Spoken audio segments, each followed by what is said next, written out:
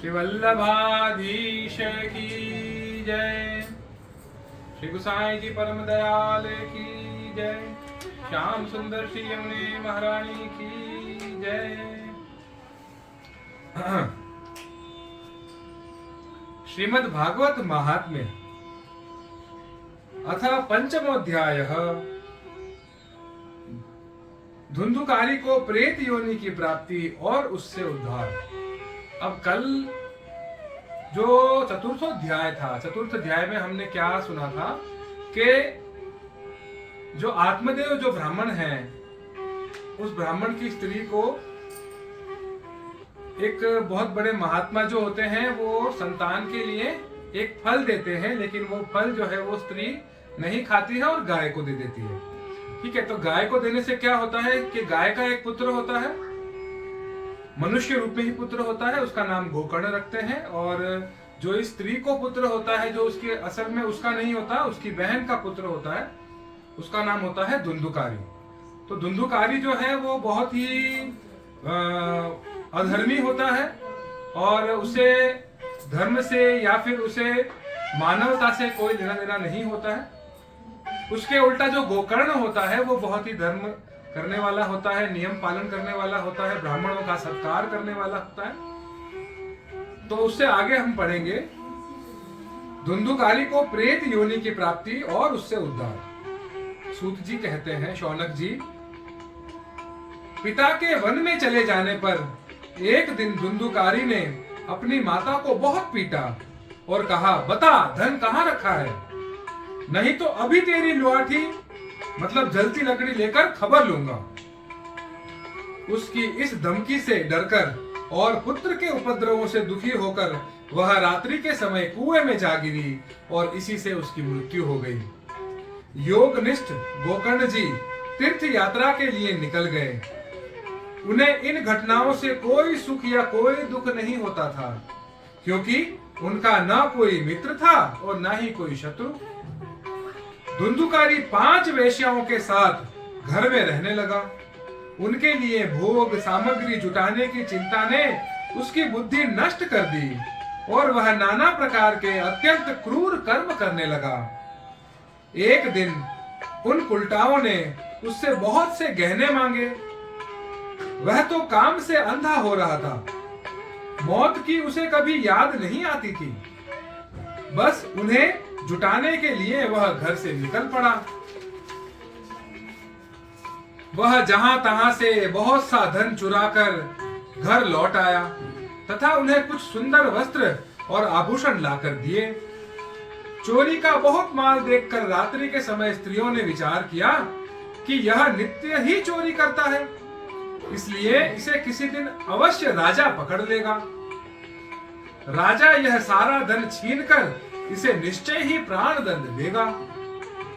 जब एक दिन इसे मरना ही है, तब हम ही धन की रक्षा के लिए गुप्त रूप से इसे क्यों न मार डालें? इसे मारकर हम इसका माल सामान लेकर कहीं चली जाएंगी। ऐसा निश्चय कर उन्होंने सोए हुए धुंधुकारी को रस्सियों से कस के बांध दिया और उसके गले में फांसी लगाकर उसे मारने का प्रयत्न किया। इससे जब वह जल्दी न मरा तो उन्हें बड़ी चिंता हुई। तब उन्होंने उसके मुख पर बहुत से दहकते अंगारे डाले। इससे वह अग्नि की लपेटों में बहुत छटपटाकर मर गया। उन्होंने उसके शरीर को एक गड्ढे में डालकर गाड़ दिया। सच है, स्त्रियां प्रायः बड़ी दुस्साहसी होती हैं। उनके इस कृत्य का किसी को भी पता न चला। लोगों के पूछने पर वह कह देती थी कि हमारे प्रीतम पैसे के लोभ से अब की बार कहीं दूर चले गए हैं, इसी वर्ष के अंदर लौट आएंगे। बुद्धिमान पुरुष को दुष्टा स्त्रियों का कभी विश्वास नहीं करना चाहिए। जो मूर्ख इनका विश्वास करता है उसे दुखी होना पड़ता है। इनकी वाणी तो अमृत के समान कामियों के हृदय से रस का संचार करती है, किंतु हृदय छुरे की धार के समान तीक्ष्ण होता है। भला इन स्त्रियों का कौन प्यारा है? वह उल्टाएं धुंधुकारी की सारी संपत्ति समेटकर वहां से चंपत हो गई। उनके ऐसे न जाने कितने पति थे और धुंधुकारी अपने कुकर्मों के कारण भयंकर प्रेत हुआ। वह बवंडर के रूप में सर्वदा 10 दिशाओं में भटकता रहता था तथा शीत धाम से संतप्त और भूख प्यास से व्याकुल होने के कारण हा देव चिल्लाता रहता था, परंतु उसे कहीं भी कोई आश्रय नहीं मिला। कुछ काल बीतने पर गोकर्ण ने भी लोगों के मुख से धुंधुकारी के मृत्यु का समाचार सुना। तब उसे अनाथ समझकर उन्होंने उसका गया जी में श्राद्ध किया और भी जहां जहां वे जाते थे उसका श्राद्ध अवश्य करते थे। इस प्रकार घूमते घूमते गोकर्ण जी अपने नगर में आए और रात्रि के समय दूसरों की दृष्टि से बचकर सीधे अपने घर में आंगन में सोने के लिए पहुंचे। वहां अपने भाई को सोया देख आधी रात के समय धुंधुकारी ने अपना बड़ा विकट रूप दिखाया। वह कभी भेड़ा, कभी हाथी, कभी भैंसा, कभी इंद्र और कभी अग्नि का रूप धारण कर लेता था। अंत में वह मनुष्य के आकार में प्रकट हुआ। ये विपरीत अवस्थाएं देखकर गोकर्ण ने निश्चय किया कि यह कोई दुर्गति को प्राप्त हुआ जीव है। तब उन्होंने उससे धैर्य पूर्वक पूछा। गोकर्ण ने कहा, तू कौन है? रात्रि के समय ऐसे भयानक रूप क्यों दिखा रहा है? तेरी यह दशा कैसे हुई? हमें बता तो सही, तू प्रेत है, पिशाच है या कोई राक्षस है? सूत जी कहते हैं, गोकर्ण के इस प्रकार पूछने पर वह बार बार जोर जोर से रोने लगा। उसमें बोलने की शक्ति नहीं थी, इसलिए उसने केवल संकेत मात्र किया। तब गोकर्ण ने अंजलि में जल लेकर उसे अभिमंत्रित करके उस पर छिड़का। इससे उसके पापों का कुछ शमन हुआ और वह इस प्रकार कहने लगा। प्रेत बोला, मैं तुम्हारा भाई हूं, मेरा नाम है धुंधुकारी। मैंने अपने ही दोष से अपना ब्राह्मणत्व नष्ट कर दिया। मेरे कुकर्मों की गिनती नहीं की जा सकती। मैं तो महान अज्ञान के चक्कर काट रहा था। इसी से मैंने लोगों की बड़ी हिंसा की। अंत में उल्टा स्त्रियों ने मुझे तड़पा तड़पा कर मार डाला। इसी से अब प्रेत योनि में पड़कर यह दुर्दशा भोग रहा हूं। अब देववश कर्म फल का उदय होने से मैं केवल वायु भक्षण करके ही जी रहा हूं। भाई, तुम दया के समुद्र हो, अब किसी प्रकार जल्दी ही मुझे इस योनि से छुड़ाओ। गोकर्ण ने धुंधुकारी की सारी बातें सुनी और तब उससे बोले।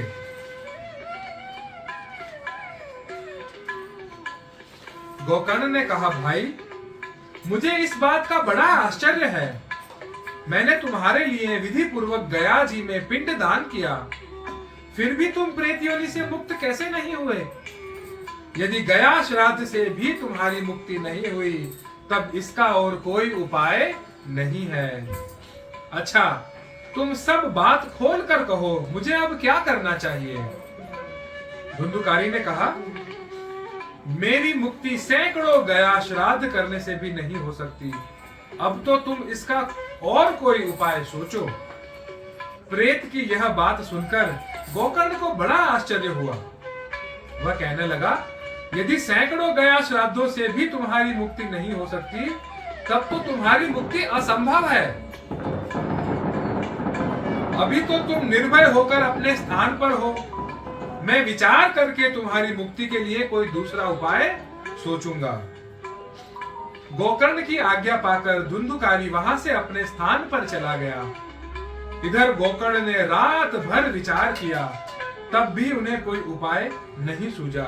प्रातः काल उनको आया देख लोग प्रेम से उनसे मिलने आए। तब गोकर्ण ने रात में जो कुछ जिस प्रकार हुआ था वह सब उन्हें सुना दिया। उनमें जो लोग विद्वान, योगनिष्ठ, ज्ञानी और वैदज्ञ थे। उन्होंने भी अनेकों शास्त्रों को उलट पलट देखकर कहा, तो कभी उसकी मुक्ति का कोई उपाय नहीं मिला। तब सबने यही निश्चय किया कि इस विषय में सूर्य नारायण जो आज्ञा करे वही करना चाहिए। अतः गोकर्ण ने अपने तपोबल से सूर्य की गति को रोक दिया। उन्होंने स्तुति की, भगवान आप सारे संसार के साक्षी हैं, मैं आपको नमस्कार करता हूँ।